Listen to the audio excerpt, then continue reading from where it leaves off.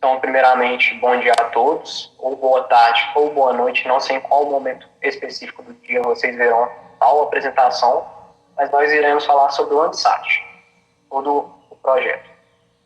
Os componentes do nosso grupo são Levi Lacerda, manda salve pra galera aí, Levi. Salve, galera. E o Max Williams, manda salve. Salve, galera. Além daquele que vos fala, eu, Vinícius Dolabella. Aí, falando do começo do projeto, ele iniciou-se no ano de 1966, nos Estados Unidos. Ele era baseado em um projeto que antes já tinha sido meio que colocado no papel pela NASA. Só que, a princípio, não foi só a NASA que teve participação no projeto, com várias empresas gerenciando, e tinha um departamento do interior dos Estados Unidos. Ele tentava gerenciar vários projetos com esse tema de expansão espacial mesmo, coisa que já tinha sido explorada pelo Yuri Gagarin e toda sua expedição na Guerra Fria. Com isso, houve investimento de várias empresas até chegar a ser lançado esse próprio Landsat mesmo. Dentre as empresas, tinha a Bureau of Budget, que investiu milhões nela, e a General Electric. Aí, depois de tanto investimento, acabou que foi ao ar o primeiro satélite. O primeiro satélite, ele não era chamado de Landsat ainda. Ele era denominado de Earth Research Technology Satellite, ou seja, EARTH, pela sigla. E seu objetivo principal era ver meio que uma observação dos recursos naturais terrestres, observando lá do alto mesmo. Porque, por mais que nessa geração 2000 seja muito comum a gente falar sobre temas como desmatamento, aquecimento global, na década de 60 isso não era tão comum de ser discutido assim, não tinha tanta visão crítica assim sobre o fato de não serem renováveis tais fontes.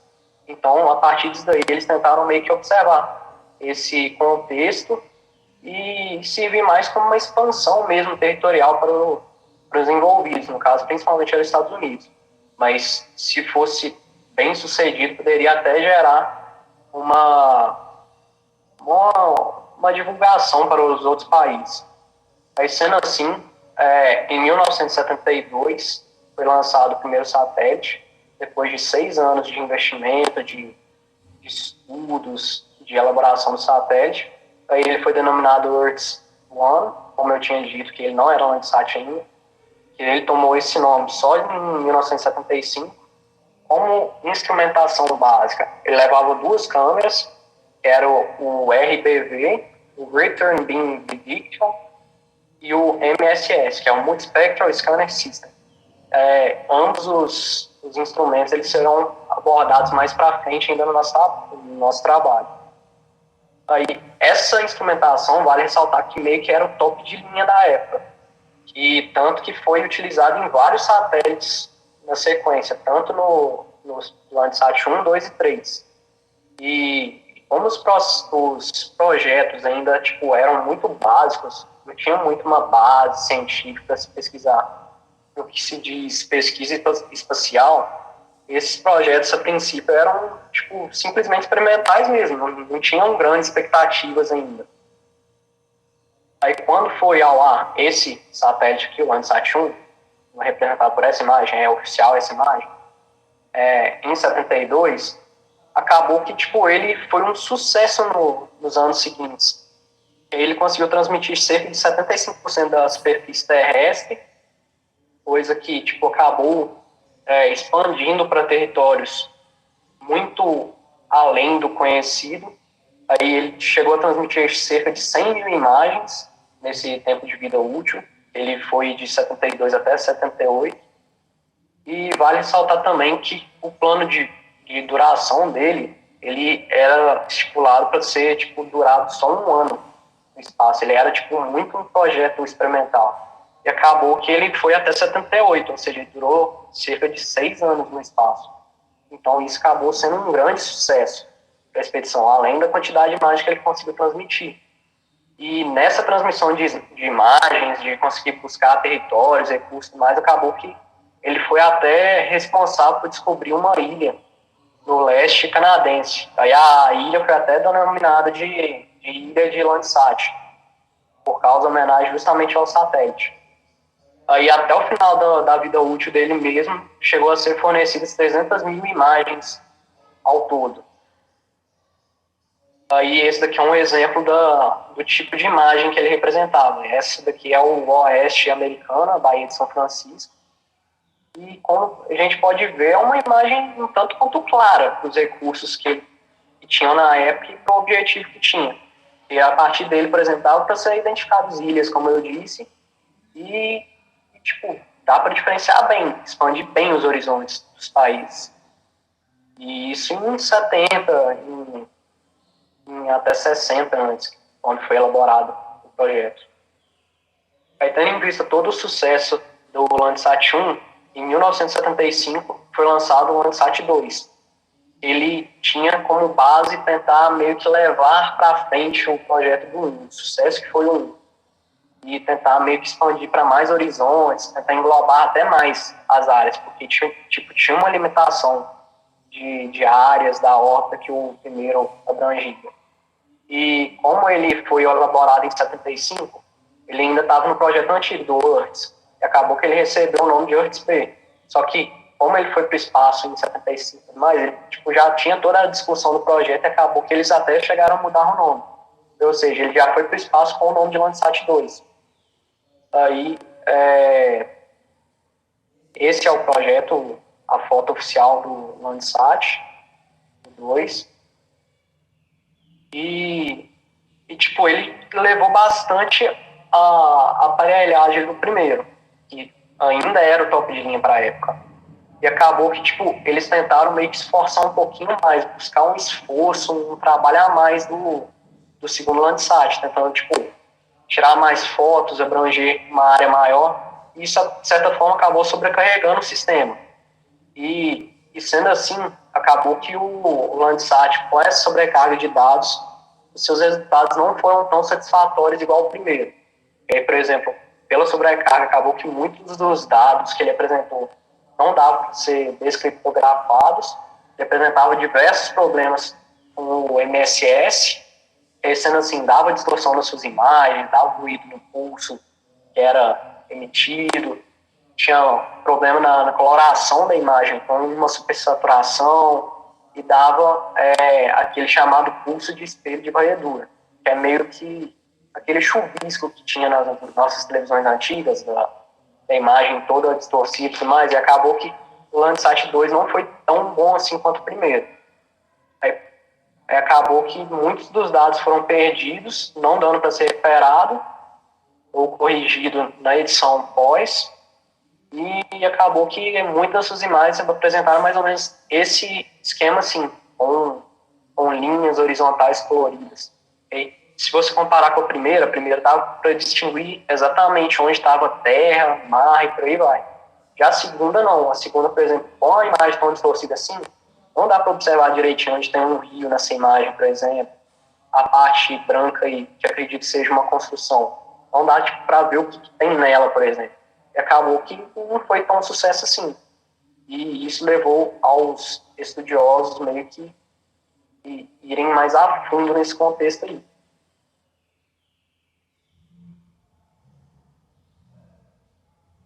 Bom, aí dando continuidade nessa série de satélites Landsat, em 1978 foi lançado o Landsat 3. Ele ficou em órbita até 1983, ficando na ativa em torno de 5 anos. Assim como o Landsat 1 e o 2, como a Arlen disse, o Landsat 3 ele fazia parte também do grupo dos satélites experimentais.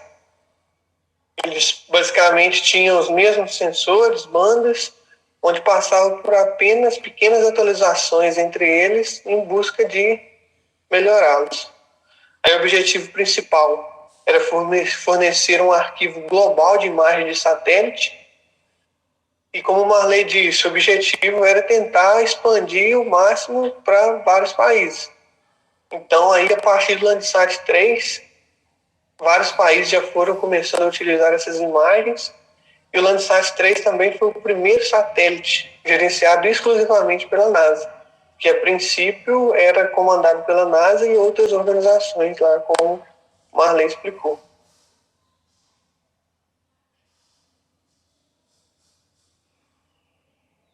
Aí aqui a gente tem uma imagem do Landsat 3. A gente pode observar que ainda ele era bem robusto, né, por se tratar de satélites experimentais ainda. É como eu disse, países poucos desenvolvidos ou em desenvolvimento começaram a utilizar muitas imagens geradas por esse satélite para descobrir ou monitorar recursos que de outra forma não seriam capazes. Talvez por se tratar de áreas de difícil acesso em alguns determinados países, através dessas imagens, eles conseguiam extrair alguns recursos que antes não era possível. Aí, aqui a gente tem uma imagem gerada pelo Landsat 3. A gente pode observar aqui alguns cursos de água, pela coloração mais escura. E em 1982, um ano antes do Landsat 3 sair de órbita, já foi lançado o Landsat 4. Ele tinha o principal objetivo de fornecer arquivo global de imagens para dar suportes em diversas áreas de pesquisa, como de recursos naturais.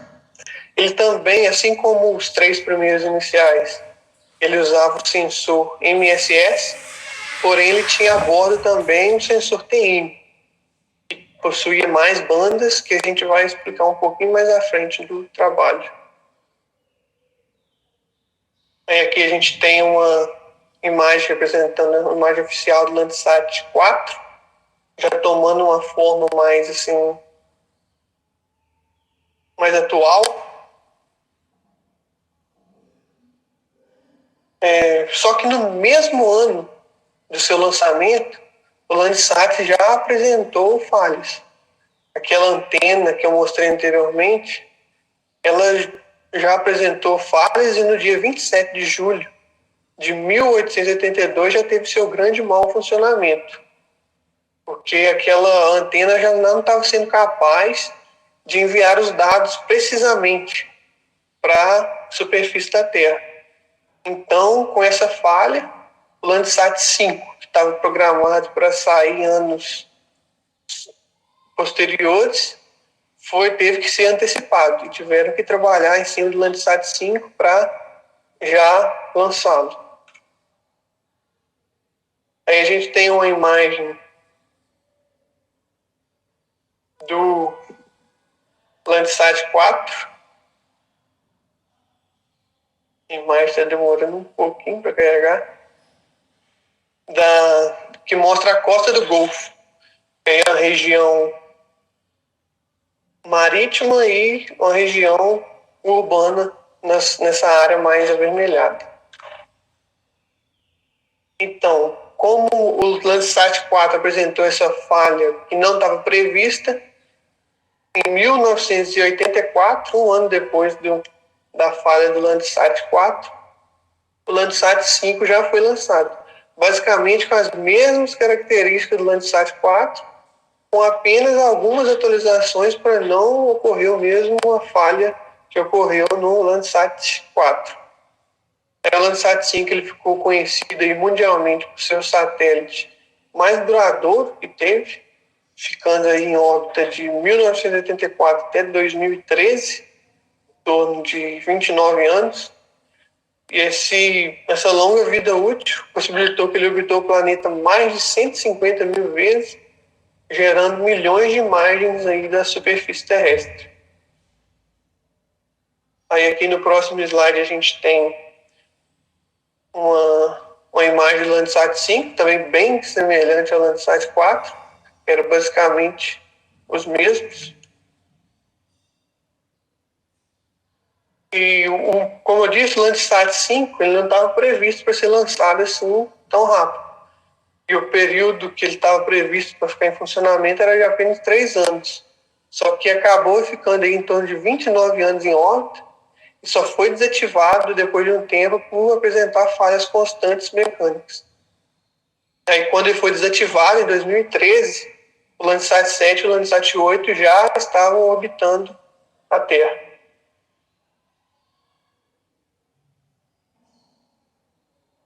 Aí aqui um exemplo também de uma imagem gerada pelo Landsat 5, do encontro do Rio Negro e Solimões, no estado de Amazonas, obtidos em 1997.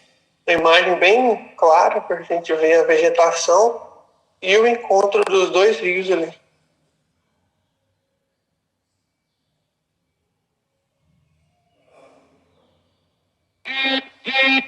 Bom, a gente vai falar um pouco agora do Landsat 6. Esse Landsat 6 ele não conseguiu atingir a órbita devido à ocorrência de falhas no lançamento. Ou seja, esse Landsat 6 ele não é operante, ele nunca foi operante porque ele teve um problema. Ele foi então um projeto falho, porque o motor, na hora do seu apogeu, ele teve falha de transmitir o combustível hidrazina, que levaria esse satélite até a órbita desejada. Então houve essa falha e teve o tombamento dele, então ele não chegou na órbita e teve o seu funcionamento.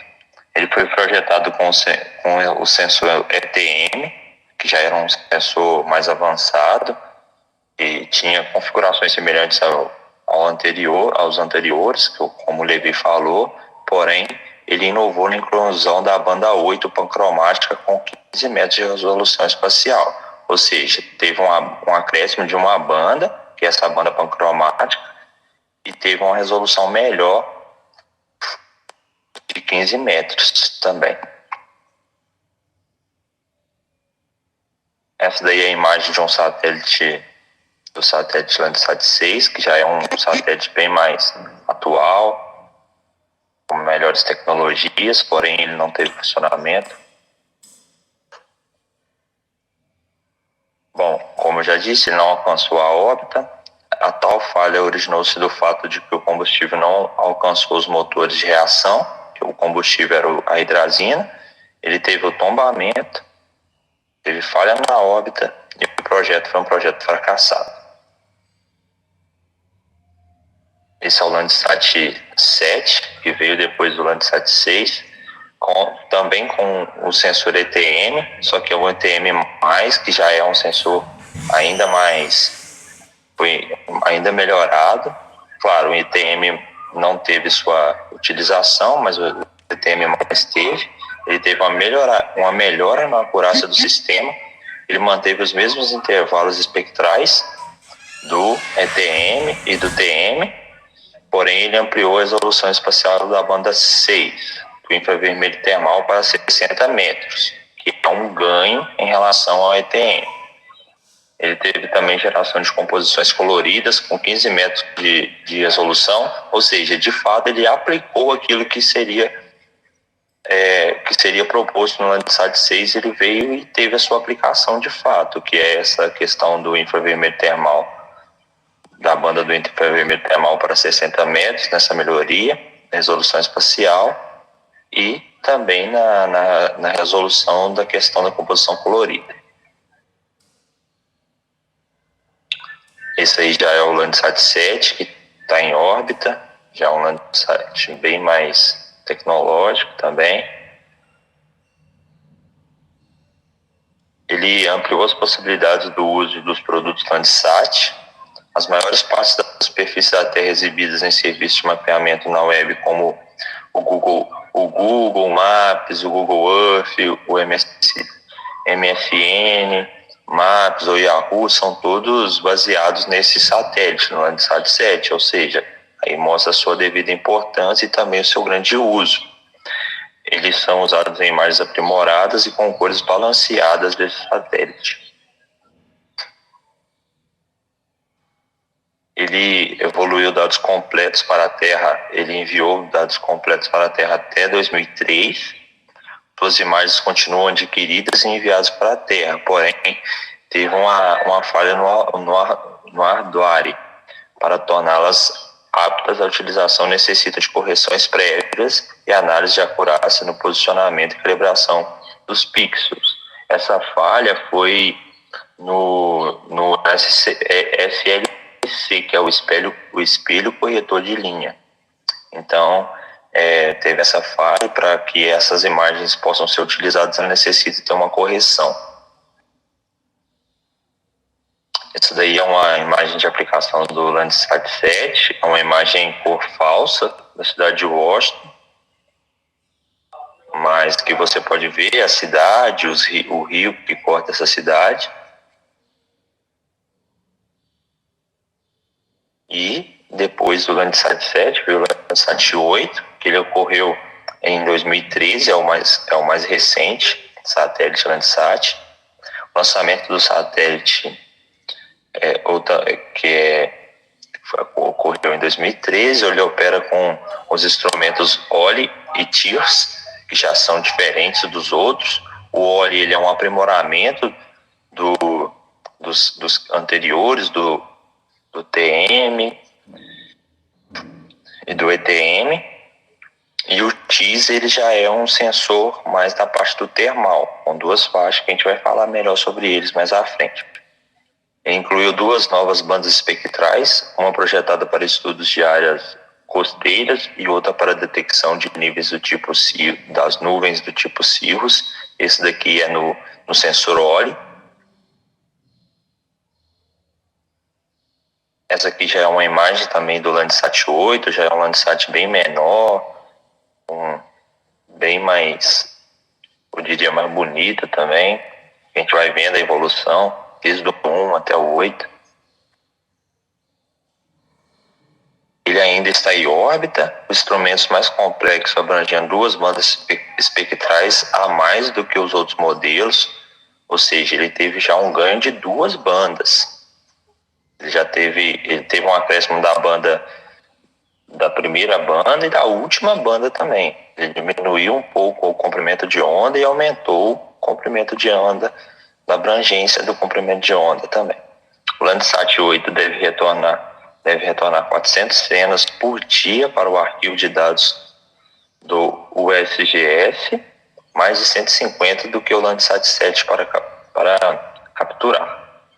Aumento da probabilidade de capturar cenas sem nuvens para a massa de terra global. Isso daqui é por conta daquele sensor, do Cirrus lá.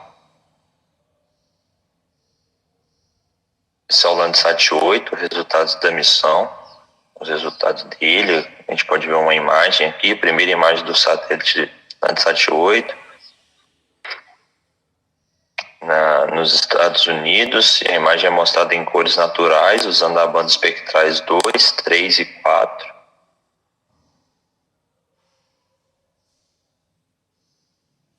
Bom, e por último o Landsat 9. Esse Landsat 9 ele não está em órbita ainda, ele é um projeto que é previsto para ser lançado em 2021, só que está sujeito até mesmo a novas alterações. Provavelmente ele vai vir com sensores iguais o do Landsat 8, porém sempre com aquele aprimoramento. Claro, como ele ainda não foi lançado, ele pode ter algumas alterações. Esse é um modelo ilustrado do Landsat 9. Esse Landsat 9 ele vai vir com um delay de 8 dias, uma diferença de 8 dias para o Landsat 8. E a ideia desse Landsat 9 é ele substituir o Landsat 7. Ele vai vir e vai unir as suas imagens, as suas capturas com o Landsat 8. Por isso tem essa diferença de dias, de 8 dias. E é isso, ele vai ser algo ainda vai ser lançado. Ele ainda não foi lançado por conta do coronavírus, que é um impedimento que a gente está tendo nesse tempo. Mas provavelmente o ano que vem ele vai ser colocado em órbita.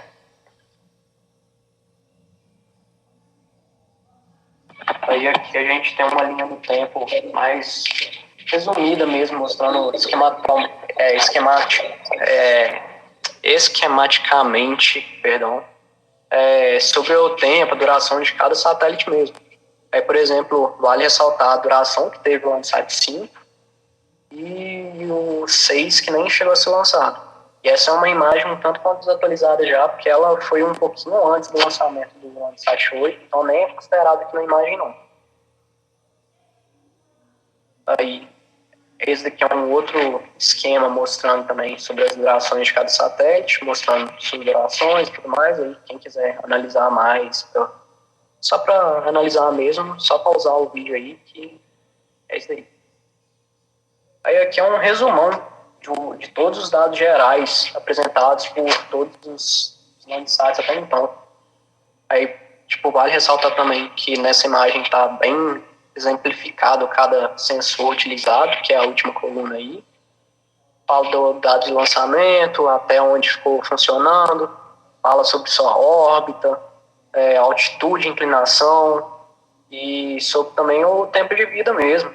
Aí vale ressaltar que todos eles tiveram um tempo de vida muito além do esperado, com exceção aos 6 que nem chegou a ser lançado. Mas aí, por exemplo, a princípio esperava-se durar 1 ano só cada satélite. Eles duraram coisa de 5, 6, pelo menos. E tem também, por exemplo, o 7 e o 8, que tem durado bastante ainda. E eles estavam previstos para durar só 5 anos e ainda estão em órbita, funcionando bem. E nessa imagem a gente considerou o 9, que ele não chegou a ser lançado ainda.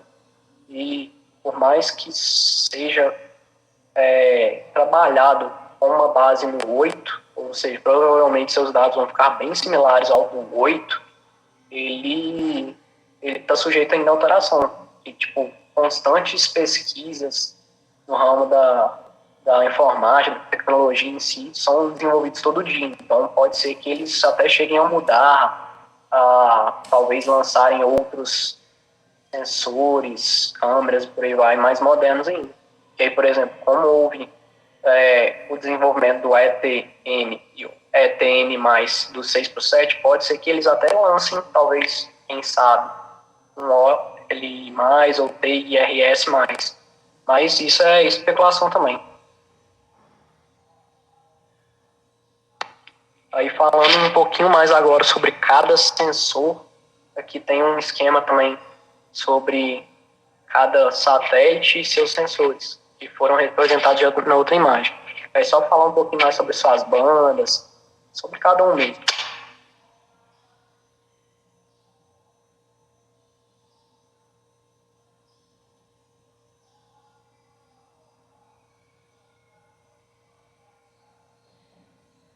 Bom, aí, falando um pouco sobre os principais sensores, o primeiro deles foi o RBV.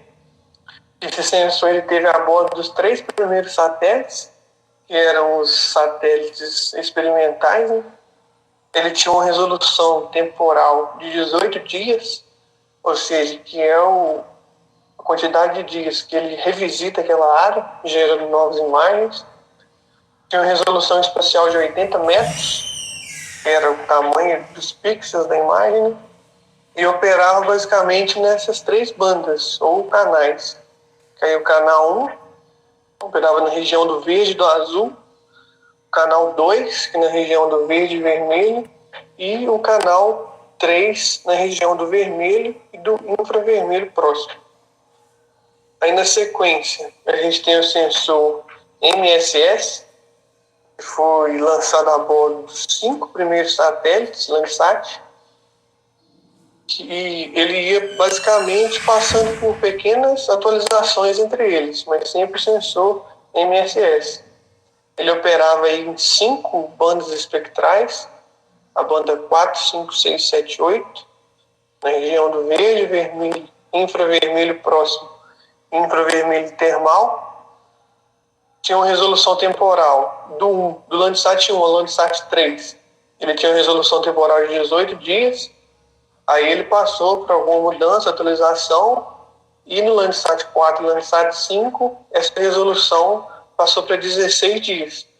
Ou seja, ele revisitava com um pouquinho mais de frequência essas áreas. Tem uma resolução radiométrica do Landsat 1 ao 3 de 6 bits, que era a quantidade de tons de cinza, né? E no Landsat 4 e Landsat 5 aumentou para 8 bits. Ou seja, ficou ali com mais quantidade de tom de cinza que permitia maiores detalhes da imagem. Aí logo após a gente tem o sensor TM. O sensor TM ele foi lançado nos satélites Landsat 4 e Landsat 5. Em relação ao anterior, ele apresenta mais bandas espectrais, né?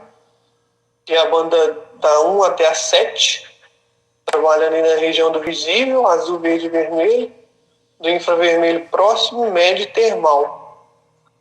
O infravermelho termal ele tinha uma resolução espacial maior, de 120 metros, enquanto que nas outras bandas tinha resolução de 30 metros. Tinha resolução temporal também de 16 dias, assim como nos anteriores, e resolução radiométrica de 8 bits.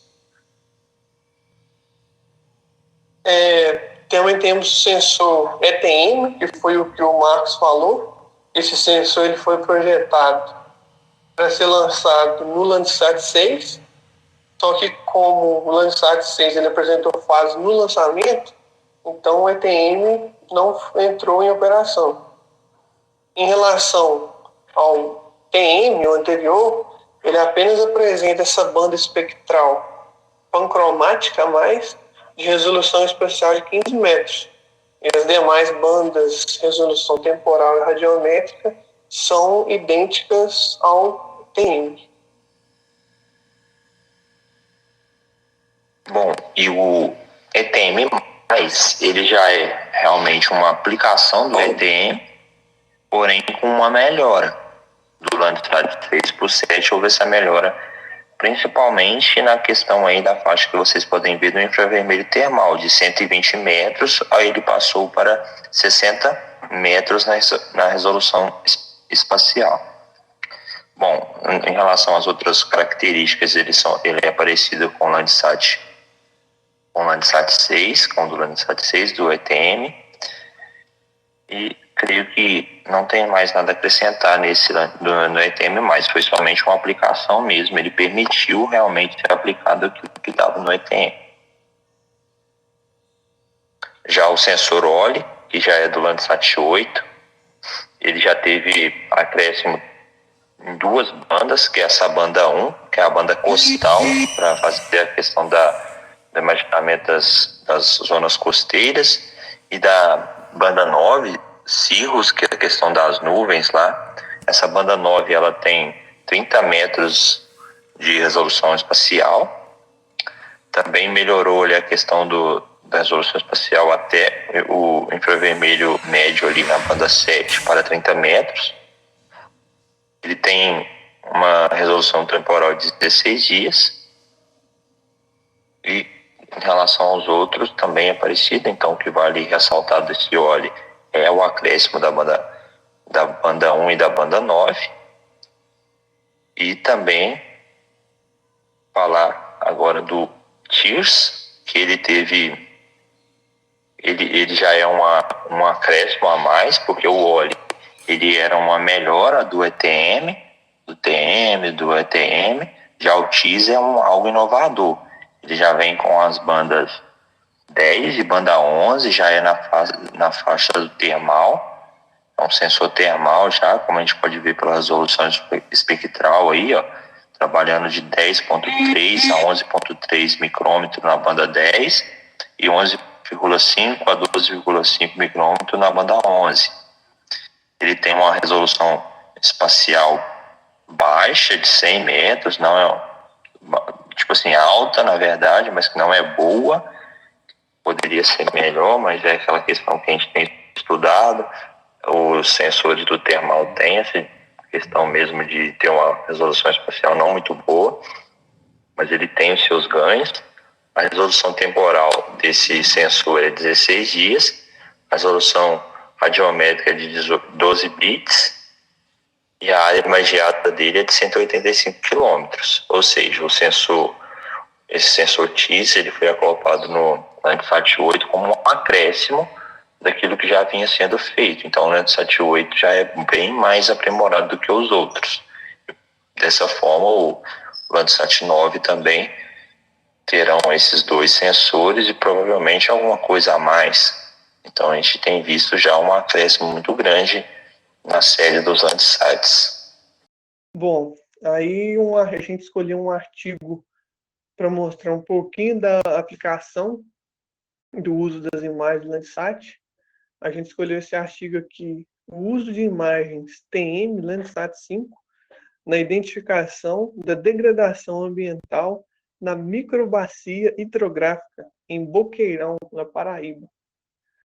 Aí aqui na parte introdutória do artigo, eles destacam muito sobre a exploração em terras agrícolas, que ocorre muito na região do Nordeste, uma atividade bem comum lá, é uma fonte alternativa também de renda do local.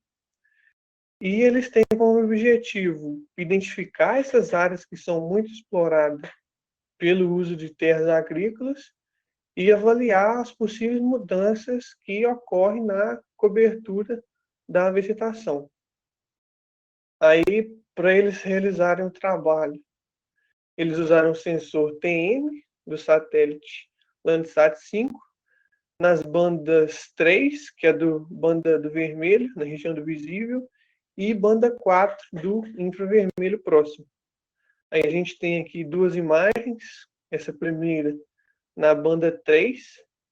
Essa banda 3, ela possibilitou a gente mostrar a separação de áreas que têm vegetação e que não têm vegetação.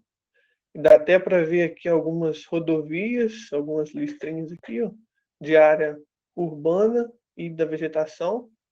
E já a banda 4, ela auxiliou na diferenciação dos corpos de água e na estrutura da vegetação. Então a gente pode ver essas cintilhões clarinhas de solo exposto e a água escura. Isso porque nessa banda 4, a água ela absorve muita energia. Aí com essas imagens geradas, eles fizeram também atividades a campo e chegaram a foram a campo, tiraram essas fotos aí na conclusão e chegaram à conclusão que nessa área existe sim um grande exploramento pelas terras agrícolas e isso faz com que o solo dessa região ele fica muito pobre, muito raso e isso deixa ele muito susceptível à erosão. Isso vai acelerando o processo de degradação ambiental nessa região. E esses indicadores favorecem a desertificação, que na verdade acentua mais e acelera esse processo de degradação ambiental. Bom, um outro exemplo que a gente pode citar, até um outro artigo que a gente trouxe também, um artigo bem simples, bem curto, é a questão do uso do índice de diferença normalizada da água, o NDWI, para identificação de meandros ativos no leito do canal do rio Gravataí, no Rio Grande do Sul. Então, a problemática ambiental desse trabalho, ela está acerca daquela ação, da ação antrópica mesmo, em habitar e também fazer a produção agrícola nos leitos dos rios, próximos ao leito dos rios, que é a questão das zonas de inundação ali, da bacia de inundação, que é uma problemática. Ou seja, aqui fala muito do plantio de arroz. O homem interferiu ali no leito do rio, causando assoreamento e aumentando a propensão de inundações, de enchentes. Então, esse artigo, ele visa justamente isso, ver a questão dos meandros, que é as curvas dos rios. Os meandros são as curvas dos rios para olhar se elas estão ativas. Até aqui nos materiais e métodos, ele vai falar que ele vai usar as imagens do Landsat 5, do sensor TM, referente aos anos de 1984, 1994, 2004 e 2010. Ele vai fazer o comparativo dessas imagens para olhar como que está os meandros desse rio, como que está a questão natural mesmo do rio com a interferência antrópica. Bom, esse índice de diferença normalizada, ele é concebido com a finalidade de delinear ambientes e águas abertas, automatizando a determinação limiar entre a água e a terra, permitindo, segundo o autor aqui, McPherson, maximizar a reflectância típica da água utilizando o comprimento de onda do verde e minimizar a baixa reflectância dos corpos de água no infravermelho próximo, ou seja, ele usou essas duas bandas, até aqui a gente pode ver na fórmula, que é o NWI é TM2 menos TM4, dividido por TM2 mais TM4, onde esse TM2 corresponde à onda do verde e o TM4 ao infravermelho próximo, que são utilizados porque, como a gente vê aqui, ó, a concepção desse índice espectral da água, ele foi baseado no fato de que a água absorve energia no comprimento de onda do infravermelho próximo e curtas também, e ondas curtas do infravermelho.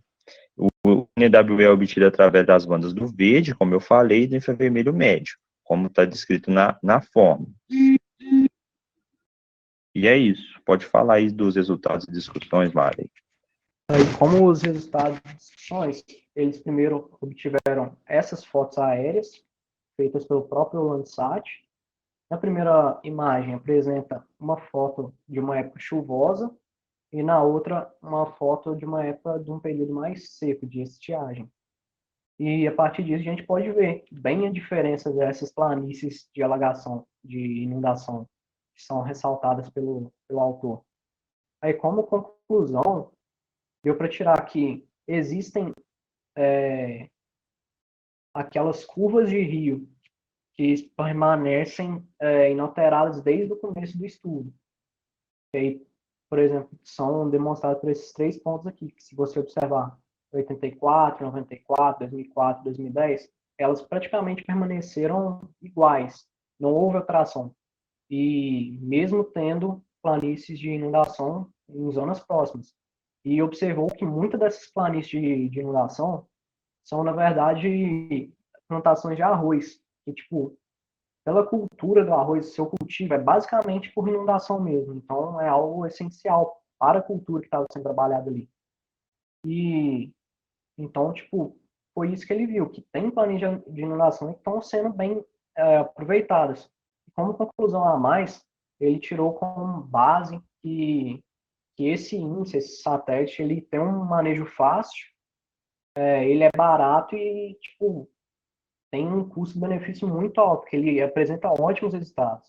Então, foi isso que ele concluiu, a eficácia desse satélite e como saiu, tipo, fácil, rápido, para ele trabalhar mesmo. Aí, essas são as nossas referências do trabalho, em que vale ressaltar esse segundo link, ele é uma página oficial da NASA, ele fala, tipo, basicamente tudo sobre o Landsat, sobre todos os Landsats, sobre as missões. É muito bom, vale a pena ser conferido. Tem no primeiro link um roteiro, um estudo, um resumo da Embrapa, falando sobre o projeto Landsat. Ele é um roteiro bem objetivo também, bem simplificado, que ele ajuda bastante a entender cada coisa, como foi o funcionamento e tudo mais. E tem esse terceiro link, que é uma reportagem falando sobre justamente o lançamento do Landsat 9, sobre os problemas que ele está enfrentando, principalmente por causa da pandemia e tudo mais. Aí alguém gostaria de acrescentar mais alguma coisa no nosso trabalho aí? Não, tá tudo ok.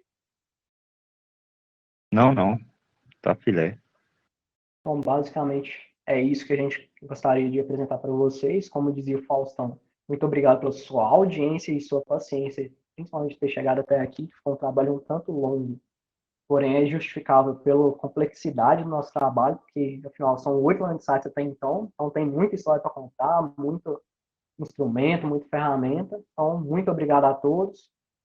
E aqui estão nossos contatos, caso alguém tenha alguma dúvida, alguma coisa assim queira compartilhar com a gente. E é isso aí, galerinha. Deixe seu like aí, se inscreva no nosso canal. Não esqueça de ativar o sininho das notificações para futuros vídeos. Então, muito obrigado. Valeu!